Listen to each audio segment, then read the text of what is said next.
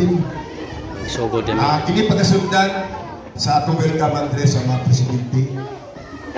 Si Mr. Manik. Hello. May buntag sa tanan. Welcome kayo dito. Dito sa atuang charity event karon. Salamat kayo sa mga ni-participate karon. Tanan riders, salamat, pinakers, vloggers. Thank you guys inyo ang tanan, no?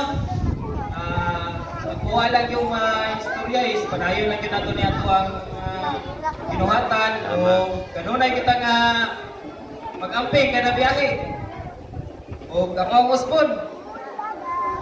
Salamat kayo sa tanan o welcome. Thank you kayo. Dagang salamat.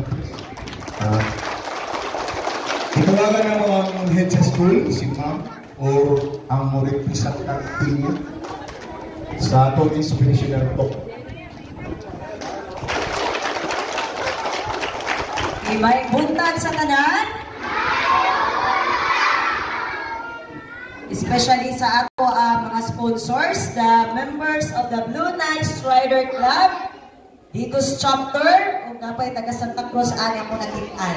Kay daghan kayong salamat for making Langan Elementary School as one of your beneficiaries in your advocacy campaign in education. Through providing school supplies to our Langan learners. Daghan kayong salamat. It is on behalf of our school head, Ma'am Jean C. Camposo. Gusto niya kamuani unta karon. Pero no matter how she tried, dili gid makaya tungod kay daghan kay siya og kanapag projects nga buhaton, napa siya sa Bukidnon. So, siya sa kuangan, dili gid siya makaabot karon nga bisa pa kung saan doon niya, ma'am, kamo lang sa niya with that Langan ES teaching course.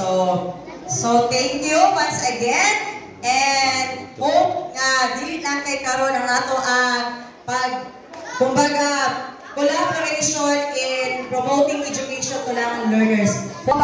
Unta during Brigada Eskwela, mubalik mo po. Okay? So again, thank you. Good morning.